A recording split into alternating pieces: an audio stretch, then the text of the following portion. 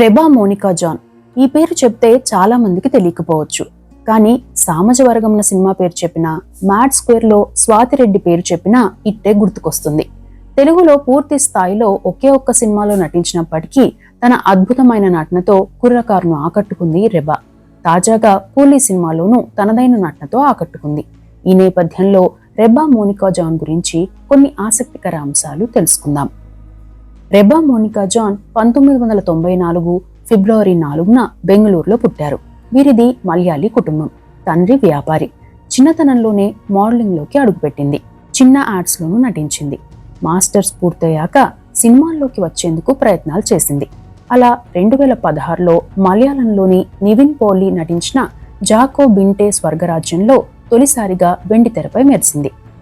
Vineet Srinivasan direction లో వచ్చిన ఈ సినిమా హిట్ అయింది. ఈ మూవీలో చిప్పి పాత్రలు నటించి మెప్పించింది రెబా. ఇక 2017లో పైపిస్ చావటిలే ప్రణయంలో టీనా పాత్రలో నటించింది. డామిన్ డిసిల్వా డైరెక్షన్ లో వచ్చిన ఈ మూవీతో వరుసగా 2 హిట్లు అందుకుంది. 2018లో తమిళంలో జారుగంది సినిమాతో కాలీవుడ్ లో అడుగుపెట్టింది. ఓవైపు సినిమాల్లో చేస్తూనే ప్రత్యేక పాటల్లోనూ నటించేది. అదే ఏడాది మైకేల్ సినిమాలో ప్రత్యేక పాత్రలో నటించింది. ఇక రెబాకు ప్రత్యేకంగా గుర్తింపు తెచ్చిన సినిమా 2019లో వచ్చిన బిగిల్ సినిమా. తలపతి విజయ్ హీరోగా వచ్చిన ఈ సినిమాలో యాసిడ్ దాడికి గురైన అమ్మాయి పాత్రలు నటించి మెప్పించింది రెబా. ఆ సినిమా సూపర్ హిట్ అయింది. తెలుగులో విజిల్ పేరుతో డబ్ అయింది. ఆ సినిమా తరువాత తమిళం, మలయాళంలో వరుసగా అవకాశాలు వచ్చాయి. 2019లో హరీష్ కళ్యాణ్ తో కలిసి తమిళంలో ధనుసు రాశి నేయర్గలేలో నటించింది. 2020లో టొవినో థామస్ తో కలిసి ఫారెన్సిక్స్ అనే మలయాళ సినిమాలో నటించగా 2021లో కన్నడలో వచ్చిన రత్నస్ ప్రపంచ సినిమాలో మయూరి పాత్రలో నటించి శాండల్వుడ్ లోకి అడుగుపెట్టింది. ఆ మూవీకి గాను ఫిల్మ్ఫేర్ అవార్డ్ కి నామినేట్ అయింది కూడా. ఇక తమిళంలో FIR, మలయాళంలో ఇన్నలే వరే సినిమాలో నటించింది. రెబా కనిపించిన ఫస్ట్ తెలుగు సినిమా బూ. తెలుగు, తమిళం భాషల్లో విశ్వక్ సేన్, రకుల్తో కలిసి నటించింది రెబా. ఆ తరువాత 2023లో తెలుగులో సోలో హీరోయిన్ గా సామజవర్గంన సినిమాలో శ్రీ విష్ణుతో కలిసి నటించింది రెబా. తన నటనతో ప్రేక్షకులకు దగ్గరవడంతో పాటు పలు ఆఫర్లను అందుకుంది. అయితే తమిళంలో, మలయాళంలో ఎక్కువ సినిమాలు ఉండడంతో పలు సినిమాలను రిజెక్ట్ చేసిందని వార్తలు కూడా వచ్చాయి. ఆ తరువాత మలయాళంలో రజన్ని, అవల్ పేయర్, తమిళంలో మజయిల్లో నటించింది. ఇక 2025లో వచ్చిన మ్యాడ్ స్క్వేర్ సినిమాలో స్వాతిరెడ్డి పాటలో నటించి తన అందం, అభినయంతో ఆకట్టుకుంది. ఇక సింగిల్ సినిమాలో శ్రీ విష్ణు, కేతికా శర్మతో స్క్రీన్ పంచుకుంది. రజనీకాంత్, అమీర్ ఖాన్, నాగార్జున, ఉపేంద్ర తదితరులు కలిసి నటించిన కూలీ సినిమాలో రేవతి రాజశేఖర్ పాత్రలో నటించి మెప్పించింది. విజయ్తో కలిసి జననాయగన్ సినిమాలోనూ నటించింది రెబా. ఆ సినిమా ప్రస్తుతం సెట్స్ పై ఉంది. ఇవి కాకుండా బుల్లితెరపైన నటించి ఆకట్టుకుంది.